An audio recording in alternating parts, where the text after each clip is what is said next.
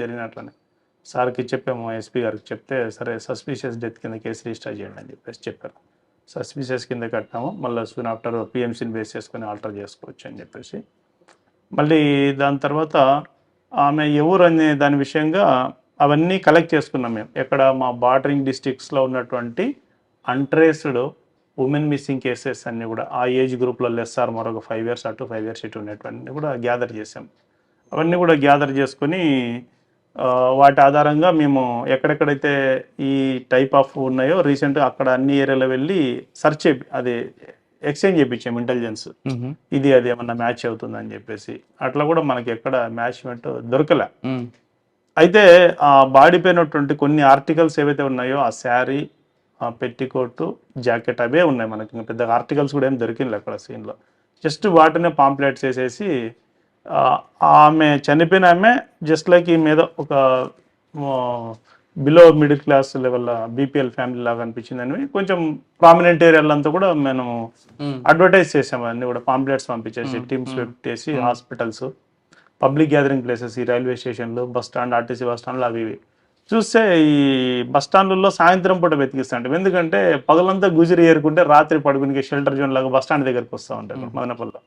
అక్కడ వాళ్ళకి చూపించాము ఇవన్నీ, ఇది ఎవరన్నా చూసారా ఇది అంటే అందులో ఎవరో కొందరు చిన్న ఐడెంటిఫికేషన్ చెప్పారు. ఈ శారీ పలాని పాప కట్టుకునేది, పలానా లక్ష్మి కట్టుకునేది అని చెప్పేసి అట్లా చెప్పారు. ఓకే ఆమె ఏం పని చేసేది ఏమి అంటే ఆమె గుజిరి ఏరుకుంటుంది బస్ స్టాండ్, రైల్వే స్టేషన్ చుట్టుపక్కల పేపర్లు, plastic empty water bottles surrounding ఇలాంటివన్నీ ఏరుకొని వేస్తుందని. సరే పోనీ నెక్స్ట్ ఎక్కడ వేస్తుంది ఇవన్నీ పేపర్లు అవన్నీ అంటే ఇవన్నీ కూడా పలానా గుజిరి షాప్లో వేస్తుంది అని చెప్పేసి చెప్పారు. మళ్ళీ అక్కడ గుజిరి షాప్ దగ్గరికి వెళ్ళినాం, వాళ్ళతో మాట్లాడినాం. ఎవరు హూయిషి ఈ బట్టలు పెట్టుకునే టైమే మీకు ఇక్కడికి వస్తుందంట కదా, ఆమె పేరు పలానా, మీరు ఇచ్చేటోళ్ళకి ఆధార్ కార్డులు ఇవన్నీ ఇస్తారు కదా మీ దగ్గర, మీరు పెట్టుకుంటారు, మెయింటైన్ చేస్తారు కదా, అట్లీస్ట్ అవి ఇవ్వండి మాకు ఆధార్ కార్డులు అని చెప్పేసి చెప్పాం. తీస్తే అందులో ఒక అమ్మాయిది ఒక ఆధార్ కార్డు వచ్చింది. మళ్ళీ నెక్స్ట్ వాళ్ళ అడ్రస్ చూస్తే తవలము పక్కన నిమ్మన్పల్లి మండలం. ఆ తవలంకి వెళ్ళేసి మళ్ళీ అక్కడ కూడా ఎంక్వైరీ చేయించాం. ఎంక్వైరీ చేపిస్తే ఆమె పేరు ఇక్కడ పిలుచుకునే పేరు లక్ష్మీనగా, అందులో భూదేవి, కత్తి భూదేవి అని. ఆ భూదేవి తీసి ఆమె ఆధార్ కార్డు తీసి మళ్ళీ సచివాలయంకి వెళ్ళి ఆమెకి ఇది మంత్లీ పెన్షన్, గవర్నమెంట్ పెన్షన్ వచ్చేదే కదా వీడియో, అవన్నీ వెరిఫై చేసి అవన్నీ కూడా కరెక్ట్ ఉన్నాయి, మ్యాచ్ అయిపోయింది. మళ్ళీ నెక్స్ట్ వాళ్ళ పిల్లలకి వాళ్ళకి ఇంటిమేషన్ ఇచ్చాం. దీని తర్వాత మళ్ళీ సీన్లోకి వచ్చి మళ్ళీ బస్ స్టాండ్లో ఈమె పలానా ఆమె కన్ఫర్మ్ అయిపోయింది, ఈమె ఎక్కడ ఉంటుంది, ఎవరితో ఉంటుంది, ఎవరితో తిరుగుతుంది అని చెప్పేసి ఇవన్నీ కూడా మళ్ళీ ఎంక్వైరీ చేస్తే ఒక శ్రీనివాసులు అనే ఒక అతని పేరు బయటకు వచ్చేసింది. ఎవరు వాడు ఏం కదా అని చెప్తే మళ్ళీ తర్వాత చాలా కొద్ది రోజుల్లోనే మళ్ళీ వాడిని అప్రిహెండ్ చేయడం జరిగింది. మనం మళ్ళీ అప్రిహెండ్ చేస్తే వాడు ఈమె బాగా సావాసంలో ఉంటూ బాగా క్లోజ్గా ఉండి ఈ మధ్యకాలం జస్ట్ ఇంకా డైలీ వాళ్ళు ఇవన్నీ పేపర్లు ఏరుకునేది, వాటర్ బాటిల్స్ ఏరుకునేది, గుజిరీలు వేసుకొని ఇట్లా చేసుకుంటున్నారు. దాని తర్వాత ఈమె ఏదో వేరే వాళ్ళ వైపు చూసిందని చెప్పేసి ఆమెకి వీనికి కొంచెం మాట పెరిగింది. ఎందుకు పెరిగిందంటే నీవు నాతో ఉన్నావు కదా, నువ్వెందుకు వాళ్ళ వైపు చూసావంటే నేనేం నీకు కట్టుకునే భార్యని కాదు కదా, నువ్వెందుకు నా మీద అంత అధికారం చలాయిస్తున్నావు అని చెప్పేసి నన్నే ఎదురు మాట్లాడతామని చెప్పేసి వీడు ఆమెను ఒకే 2 ఏళ్ళు వేయడం, ఆమె ఏదో కట్టె తీసుకొని కొడితే నన్నే కొడతామని చెప్పి వాడు చంపేసి తాయి తీసుకొని. అది బాగా ఇంట్రెస్టింగ్ కేసు అనిపించింది. జైల్లో అన్నోన్ డెడ్ బాడీ అయినప్పటికీ కూడా. సార్ ఆ కేసులో అన్నోన్ డెడ్ బాడీని మీరు 174ని 302 చేశారు. ఎస్, అది మర్డర్ ఫర్ గెయిన్ అయింది. తర్వాత రేప్ కూడా జరిగిందా? లేదు 302. ఆ కేసులో కన్విక్షన్ వచ్చే విధంగా మీరు ఏమైనా ప్రాపర్ గా చేశారా ఇన్వెస్టిగేషన్? 100% కన్విక్షన్ వస్తుంది. 100% పిఎం రిపోర్ట్ కానీ అన్ని కూడా బాగా సైంటిఫిక్ ఎవిడెన్స్ కూడా బాగా గ్యాదర్ చేసాము. ఇన్వెస్టిగేషన్ కూడా బాగా లైన్ ఆఫ్ ఇన్వెస్టిగేషన్ బాగా వచ్చింది అందులో. అంటే పిల్లలు మీరు టార్గెట్ చేస్తారు ఇప్పుడు ఎక్కువగా, డ్రగ్స్ కోసం వెళ్తున్నారు, తర్వాత సైబర్ క్రైమ్. అది మీరు 3 ఉంటాయి ఎక్కువ జరుగుతుంది, సైబర్ క్రైమ్, ట్రాఫిక్, డ్రగ్స్. ఈ 3 మీరు బాగా నచ్చింది ఏదంటే? ట్రాఫిక్ కూడా. ఎందుకంటే ఇట్లయితే వాళ్ళని కొంత మోటివేట్ చేస్తాము, కొంతమంది మారిపోతారు ఉంటారు. కానీ ఈ ట్రాఫిక్ అన్నది మనకు ప్రతిరోజు చర్య, ఇది ప్రతిరోజు చర్య. ఎర్లియర్గా ప్రతి ఇంట్లో ఎక్కడో ఒక మోటార్ సైకిల్ ఉండే, అంటే మేము చిన్నప్పుడు అయితే అవును, ఊర్లో అయితే 1-2 మోటార్ సైకిల్ ఉండేవి అంతే, ఊరంతా కలిపితే కూడా. ఇప్పుడు ఇంటికి 3 అంతే. రోజులు మారే కొద్దీ ఏమవుతుందంటే సారు ఒక బండి తీసుకుంటాడు, మళ్ళీ సారు కొంచెం స్టేట్ పెరిగితేనే పిల్లలు ఉన్నారు కదండి మనం ఏడపోతాం బయటకు పోలేమంటేనే అవు కదా అని చెప్పేసి మళ్ళీ ఒక 4-వీలర్ తీసుకుంటారు. మరి పిల్లలు పోవాలి కదా, బాబు కాలేజీ అంటే మళ్ళీ వానికి ఒక మోటార్ సైకిల్ తీసిస్తారు, పాప కాలేజీ అంటే ఆ పాపకు స్కూటీ తీసి ఇచ్చేస్తారు. ప్రతి ఇంట్లో 3 బండ్లు 4 బండ్లు యావరేజ్గా ఉన్నాయి ప్రతి చోట. ట్రాఫిక్ అనేది ఎక్కువ అయిపోయింది, పొల్యూషన్, అన్ని రకరకాల ఈక్వేషన్, రోడ్ స్పేస్ మనకి ఇంకా ఓకే అవన్నీ జరిగిపోతూ ఉంటాయి. దీంట్లో మేజర్గా నేను పిల్లలకి ఈ ట్రాఫిక్ అవేర్నెస్లో చెప్పేటప్పుడు ఏంటంటే ఈ విషయాలే ఎక్కువ చెప్తా ఉంటాను. చూడు బాబు, మనము ఒకసారి ఇంట్లో నుండి బయటికి వెళ్ళినామంటే మళ్ళీ ఎలా వెళ్ళినామో మళ్ళీ క్షేమంగా ఇంటికి తిరిగి వస్తామనే గ్యారంటీ ఉండదు.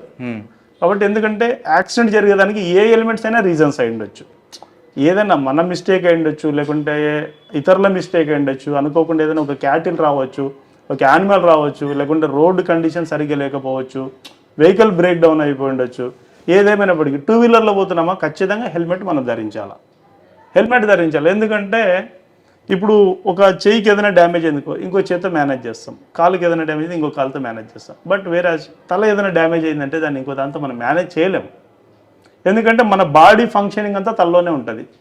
ఐస్ అండి మోర్ ఇంపార్టెంట్, మనకి ఐస్ లేకుండా ప్రపంచాన్ని చూడలేము. చెవులు, మన ఫంక్షనింగ్ అంతా కంట్రోల్ చేసి మన బ్రెయిన్, ఇవన్నీ కూడా తలలోనే ఉంటాయి. మనకు యాక్సిడెంట్ సింపుల్ అండి, ఒక మొబైల్ కొంటాము, మొబైల్ కొన్న వెంటనే అది 5,000, 10,000, 20 ఎంతన్నా ఉండొచ్చు, కొన్న వెంటనే బాబు పౌచ్ చేసి అంటామని, మొబైల్ కొన్న స్క్రీన్ గార్డ్ వేసి పౌచ్ చేసి బాబు స్క్రీన్ గార్డ్ అంటే ఎందుకు, ఇది ఎక్కడన్నా కింద పడితే దీనికి మనసాక్షి ఒప్పుకోదు, ఇది కొన్న వెంటనే ఒక చిన్న స్క్రాచ్ పడింది నా మొబైల్ కంటాం, లేకుంటే ఏదైనా కింద పడి పగిలిపోయిందని అబ్బా నిన్ననే కొనుక్కొచ్చుకుని అబ్బా పగిలిపోయిందని ఎంతో బాధపడు.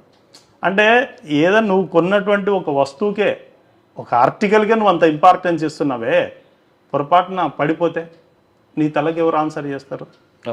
చిన్న వయసులో నేను ఏదైనా ఒకటి హ్యాండిక్యాప్ అయిపోయినావు అనుకోండి, ఏదైనా ఇక్కడ దెబ్బ తగిలేసి ఈ మన దీనికి దెబ్బ తగిలి ఏదైనా హ్యామరేజెస్ పైన బ్లడ్ క్లాట్ అయిపోయి నువ్వేమైనా అన్కాన్షియస్లోకి వెళ్ళిపోతే ఎవరు లైఫ్ టైం నీకు ఎవరు సాక్రిఫైస్ చేస్తారు? మనము ఇది ఒకటి ఉందంటే, తల ఒకటి ఉందంటే ఒక మొబైల్ కొనుక్కోవచ్చు, 10 మొబైల్ కొనుక్కోవచ్చు, 100, 1000, 1,00,000 మొబైల్ కొనుక్కోవచ్చు. అదే 1,00,000 మొబైల్స్ ఉంటే ఒక తల కొనగలుగుతాం మనం.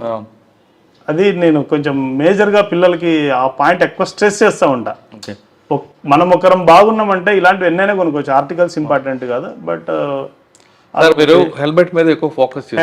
హెల్మెట్ అంటే తలకి కంపేర్ చేశారు మొబైల్ ఫోన్ కి. అవును, తల ఉంటే హెల్మెట్, మొబైల్ కి ఎంత స్క్రీన్ గార్డ్ ఇస్తే నీ బుర్ర కూడా తెచ్చుకొని చెప్పారు, రైట్? కానీ ఎక్కువగా త్రిబుల్ డ్రైవింగ్ ఉన్న వాళ్ళకి ఏం చెప్తారు? త్రిబుల్ రైడింగ్ పోవడం కూడా ఇట్స్ అన్ అఫెన్స్ సార్. ఎందుకంటే ఒక బైక్ దాని కెపాసిటీని బేస్ చేసుకునేసి ఇంతమందే పోవాలా, ఇంతమంది ప్రయాణం చేస్తే ఉంటుంది అని చెప్పేసి ఈ రకరకాలుగా పోతూ ఉంటారు దాన్ని. అది వాళ్ళ సెల్ఫ్ డిసిప్లిన్ కూడా అవసరం. ఇప్పుడు ఎంతవరకు మనకు ఎన్ఫోర్స్మెంటు, ఇంజనీరింగు, ఎడ్యుకేషను, ట్రిపుల్ జీస్ తో పాటు సెల్ఫ్ ఎడ్యుకేషన్ కూడా ఇంపార్టెంట్. మనం ప్రతిసారి మనం అన్ని చోట్ల ఇక్కడ ఇదే పారామీటర్స్ దొరుకుతాయని గ్యారంటీ చేసేటోళ్ళు ఎవరి ఉద్యోగం వాళ్ళు చేస్తూ ఉంటారు. బట్ పర్సన్స్ ఎవరైతే ఉంటారో వాళ్ళు కూడా సెల్ఫ్గా మోటివేట్ అవ్వాలా, మనం పోవచ్చా పోకూడదా, పోతే ఒకవేళ ఇన్ కేసు ఏదైనా జరిగితే మనము ఎవరు రిస్క్ చేస్తారు, మనకు ఏదైనా జరిగితే ఫ్యూచర్లో ఎట్లా అని చెప్పి రాంగ్ రూట్లో వస్తారు. రాంగ్ రూట్లో అది ఇవన్నీ సెల్ఫ్ డిసిప్లిన్. ఇంకా ప్రతిదాని ఇప్పుడు ఇక మనం కూడా చేయబడిన వాటికన్నీ చేసేస్తాం, అన్నీ కూడా ఇట్లా రాకూడదు అంటాము. కొంచెం ఏదన్నా రాంగ్ రూట్లో వస్తే ఫైన్లు వేస్తాము. తర్వాత కొంచెం వైలేషన్స్ ఏదైనా ఉంటే వైలేషన్స్కి ఫైన్లు కానీ అన్ని దాంట్లోకి అదే సమస్య పరిష్కారం కాదు కదా. వాళ్ళు కూడా సెల్ఫ్గా మోటివేట్ అవ్వాలా, కొన్ని విషయాల్లో మనం చేయకూడదు అని చెప్పేసి పబ్లిక్ అంతా కూడా తెలుసుకుంటే అది మంచిది వాళ్ళకు. ట్రాఫిక్ లో త్రిబులీలో మీరు ఎడ్యుకేషన్ ఎక్కువ ప్రయారిటీ ఇస్తారు, అంటే ఎన్ఫోర్స్మెంట్, ఇంజనీరింగ్ మీ డ్యూటీ కాదు. ఎన్ఫోర్స్మెంట్ చేస్తాం, ఎలాగో చేస్తాం, మేము డైలీ చేస్తాం కదా. ఈవినింగ్ ప్రతిరోజు ఇంకా కొన్ని వైలేషన్స్ కి కేసెస్ బుక్ చేయడము, రియలైజేషన్ చెప్పడం, ఇదంతా కూడా మామూలుగా జరుగుతూ ఉంటుంది. సాధారణంగా హెల్మెట్ పెట్టుకోకపోతే నేను పడిపోతే నా తలపోతుంది నీకెందుకు అని అడుగుతారు, అప్పుడు మీరే సమాధానం? అదే వాళ్ళు మాట్లాడతారు. మనం చెప్తాం, మనము చెప్పే రీతిగా చెప్తాము. ఇంకా వాళ్ళు కూడా కొన్ని విషయాలు తెలుసుకుంటే మంచిది. ప్రతిసారి మనమే ఉండి వాళ్ళని రిస్క్ చేయలేము కదా. తల పోతే నా తల పోతుంది ఎందుకు నడుతారు మాట్లాడేటోళ్ళు కూడా ఉన్నారు, అట్లాంటి వాళ్ళు కూడా ఆ సందర్భాల్లో కూడా చాలా ఎదురైంటాయి. ఇంకా తప్పదు, మనం ఏం చేస్తాం, ఇంకా వాళ్ళకి ఇంకా చెప్పి పంపి. డ్రంక్ అండ్ డ్రైవ్ గురించి, డ్రంక్ అండ్ డ్రైవ్ లో ఒక సాధారణంగా మనము ఒక మోటార్ సైకిల్ కానీ 4-వీలర్లో కానీ మనం ప్రయాణం చేసేటప్పుడు సాధారణమైనటువంటి కండిషన్లో వెహికల్ మన కంట్రోల్లో ఉంటుంది. వేరే డ్రంక్ అండ్ కండిషన్లో ఉన్నప్పుడు అయితే నువ్వు వెహికల్ కంట్రోల్లోకి వెళ్ళిపోతావు.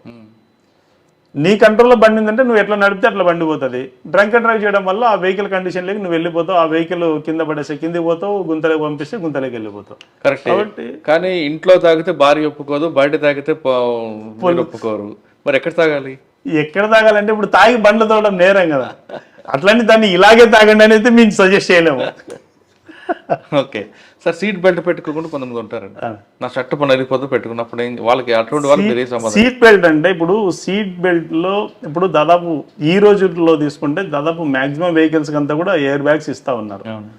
ఎయిర్ బ్యాగ్స్ ఒకవేళ ఉన్న ఎయిర్ బ్యాగ్స్ లేని వాటికి కూడా సీట్ బెల్ట్ పెట్టుకోవడం అనేది మన ఒక బాధ్యత, అది అంతే ఖచ్చితంగా. దాని సీట్ బెల్ట్ పెట్టుకోవడం వల్ల ఏమవుతుందంటే వెహికల్ ఏదైనా సడన్ గా ఏదైనా బ్రేక్ వేసినా, అనుకోకుండా ఏదైనా ఒకటి వచ్చినా కూడా దానివల్ల మనం కొంత డ్యామేజ్ నుండి తప్పించుకుంటాం. చాలా డ్యామేజ్ ఉంటే మనం సీట్కి అట్లే కూర్చొనే ఉంటాము, దానివల్ల మనం ముందుకు బెండ్ అవ్వకుండా ఉంటాము. ఇదొకటి. రెండోది ఎయిర్ బ్యాగ్స్ కానీ బ్యాలెన్స్ ఏదైనా ఉంటే ఇమ్మీడియట్లీ ఓపెన్ అయిపోతుంది. సీట్ బెల్ట్ పెట్టుకోవాలి అది. ఓకే సార్, ట్రాఫిక్ తర్వాత సైబర్ క్రైమ్ తీసుకుంటే, సైబర్ క్రైమ్లో రకరకాల మోసాలు జరుగుతున్నాయి. మీరు పబ్లిక్ ఏం చెప్తారు? పబ్లిక్ ఏం చెప్తానంటే, ఇప్పుడు ఒక సాధారణంగా ఒక పని చేసుకునే వాళ్ళు ఉంటారన్న, రోజుకి ఒక 500 సంపాదిస్తారు, లేకుంటే ఒక 600, ఎక్కువ 1000 రూపాయలు సంపాదించుకుంటారు. ఒక నెల ఎంత సంపాదిస్తారు ఆ లెక్కన? ఒక 30,000 రూపీస్, ఒక 30,000 రూపాయలు సంపాదిస్తారు ఒక మనిషి సాధారణంగా. కొంతమంది అంతగా చేయలేని వాళ్ళు ఒక 20,000, ఇంకా మామూలు పని చేసుకునే వాళ్ళు ఒక 10,000 అనుకోండి, ఎంతో కొంత. ఎవరో ఫోన్ చేస్తారు, థర్డ్ పర్సన్ ఫోన్ చేసి, మీకు లాటరీ వచ్చింది, లేకుంటే నీకు పలానా దాంట్లో మీ పేరు వచ్చింది, పలానా డిప్పులో నీ పేరు వచ్చింది, నువ్వు 1000 రూపాయలు వేసినట్టయితే నీకు 1,00,000 రూపాయలు నేను వేస్తానని చెప్పేసి అంటారు. కామన్ సెన్స్తో కూడుకున్నటువంటి ఆన్సర్ దీనికి. వాని దగ్గరే 1000 రూపాయలు ఉంటే నిన్ను 1000 రూపాయలు, వాడు 1,00,000 రూపాయలు వాని దగ్గర ఉంటే 1000 రూపాయలు నిన్ను ఎందుకు అడుగుతాడు వాడు? చిన్న లాజిక్. మనం ఇంత కూలి పని చేసుకుంటేనే మనకి నెలకు 10,000, 20,000, 30,000 రూపాయలు వస్తుంది. ఏదైనా జాబ్ చేసుకుంటేనే, ప్రైవేట్ జాబ్ కానీ ఏదో ఒకటి వాళ్ళు చేసుకునే జాబ్ ఏదైనా కూడా. అలాంటిది వాని దగ్గర నా 1,00,000 రూపాయలు నీకేస్తా, 1000 రూపాయలు నువ్వు నా అకౌంట్లోకి అంటే ఎంత కామన్ సెన్స్ లేకుండా వేస్తారో అర్థం కాదు. ఎవరో ఫోన్ చేసి ఓటీపీ అడిగితే ఓటీపీ చెప్పేస్తారు. ఎట్లా చెప్తారన్న ఓటీపీ? మీకు బ్యాంకర్స్ కాదు, ఎన్ని మోటివేషన్ క్లాసెస్లో ఎంతమంది స్పీకర్స్ ఏ మీటింగ్కి అయినా చెప్తా ఉంటారు, అయినా కూడా ప్రతిరోజు వస్తాయి, సార్ నేను ఓటీపీ చెప్పినా. ఎవరా నేను చెప్పమన్నారు? సార్ చూడండి సార్ నా రికవరీ వెంటనే అయిపోలే సార్, వెంటనే అయిపోలేండి. పబ్లిక్లో ఇంకా చాలా మందిలో ఉన్నటువంటి ఒక ఇదేంటంటే, ప్రతిదానికి ఒక టైం టెన్యూర్ ఉంటుందండి. ప్రతిదానికి నేను చెప్తున్నాను, అందరికి అప్పీల్ చేస్తా ఉన్నాను. ఏదైనా ఇప్పుడు ఒక పంట వేస్తే పంట కోసేదానికి ఒక టైం ఉంటుంది, దానికి సర్టెన్ టైం ఉంటుంది. ఈవెన్ ఒక డాక్టర్ దగ్గరికి ఏదైనా కాలు వచ్చి ఇరిగిపోయి ఏదన్నా పోతే కూడా డాక్టర్ దాని ట్రీట్మెంట్ ఇస్తే, దానికి సర్టెన్ మెడిసిన్ ఇస్తే, మెడిసిన్ ప్రపోర్షనేట్ రెస్ట్ ఇస్తే కూడా సర్టెన్ టైంలో నువ్వు రికవర్ అవుతావు. కానీ పబ్లిక్లో ఉన్నటువంటి చాలా మందిలో ఉండే క్వశ్చన్ ఏంటంటే, అదే డాక్టర్ దగ్గర పోతారు, ఫస్ట్ చెప్పేది నీ ప్రాబ్లం చెప్పడా, సార్ తొందర అయిపోలే సార్ అంటే, సార్ తొందర న్యాయం కాలేదండి. తొందర న్యాయం కావాలంటే ఇంకేమవుతుంది? కొంచెం ఇవ్వాల్సిన డోస్ కొంచెం ఎక్కువ ఇస్తారు, దానివల్ల మనకే హెల్త్ డ్యామేజ్ అయిపోతుంది. తీసుకునే టెన్యూర్ కంటే ఇంకా ఎక్కువ టెన్యూర్ అయిపోతుంది. అంటే ఏ దానికి కూడా పేషెంట్స్ కూడా తొందరగా పట్టుకోండి, తొందరగా రికవర్ చేయమంటారు. ఇంకా చాలా దానిలో ఇంకా అదే జరుగుతూ ఉంటుంది, ఓకే ఉండదు. మీరు చెప్పేదన్నా క్లియర్గా చెప్పంటే కొంతమంది, అందరని కాదు, కొంతమంది కొన్ని సందర్భాల్లో వచ్చినటువంటి వాళ్ళు తొందర అయిపోలే సార్ తొందర. సార్ జనరల్గా పబ్లిక్ ఎలా తయారవుతున్నారంటే, వాళ్ళు ఎవరు ఆన్లైన్లో చెప్పింది ఆఫ్లైన్ తేడా తెలియకుండా తయారవడం వల్ల సైబర్ క్రైమ్ వస్తుందంటారు. అందులో వాస్తవం ఉందంటారు? ఒక ఎగ్జాంపుల్ చెప్పండి. ఒక చిన్న ఎగ్జాంపుల్ అన్న, ఇప్పుడు సపోజ్ మనము ఏదన్నా ఏటీఎం మిషన్కి వెళ్తాం, ఏటీఎం మిషన్కి వెళ్ళిన తర్వాత డబ్బులు డ్రా చేసుకున్న వెంటనే 1-2 సార్లు లెక్క పెట్టుకుంటామా లేదా? అంటే ఇందులో ఏదన్నా మిస్టేక్ జరిగిందా, ఏదన్నా ఎక్కువ వచ్చినాయా, తక్కువ వచ్చినాయా, కరెక్ట్ ఉందా లేదా అని చెప్పేసి 1-4 సార్లు లెక్క పెట్టుకుంటాం. అలాంటిది ఆన్లైన్లో ఎవరో మీకు ఫోన్ చేసి ఎవరో ఇదంటే మీరు ఎందుకు ఇందులో ఉన్నటువంటి జాగ్రత్త అందులో ఎందుకు ఉండదు మీకు ఆన్లైన్లో? ఆఫ్లైన్లో అయితే అంత జాగ్రత్తగా డబ్బుల విషయంలో 1-2 సార్లు చూసుకుంటారు కదా. మరి అలాంటప్పుడు ఆన్లైన్లో అదే బాధ్యతతో మీరు చూసుకుంటే సో దట్ మీరు చాలా ప్రాబ్లమ్స్ సైడ్ చేసుకున్న వాళ్ళు అవుతారు కదా. అవును, అది కూడా కొంచెం పబ్లిక్ జాగ్రత్త పాటిస్తే మంచిది. ఆ విషయం కొంతమంది అమ్మాయిలు ఫ్రెండ్షిప్ లో ఎక్కువగా మోసపోతుంటారు. అమ్మాయిల ఫ్రెండ్షిప్ లో మోసపోతారంటే, ఇప్పుడు ఒక అమ్మాయి ఉంటుందన్న, బస్సు ఎక్కడానికి పోతుంది. బస్సు ఎక్కడానికి పోతే అంత బస్సు ఎక్కిన తర్వాత ఎక్కి చూస్తే బస్సులు అంతా కూడా ఎక్కువ అబ్బాయిలు ఉండడము, అప్పుడే ఆమెకు వాతావరణం చూస్తే ఈ బస్సు కంటే నెక్స్ట్ బస్సుకు పోవడం మంచిదేమో అని అనిపిస్తుంది ఆమెకి. ఏం చేస్తుంది అన్న, మామూలుగా ఆటోమేటిక్గా బస్సు దిగేస్తుంది.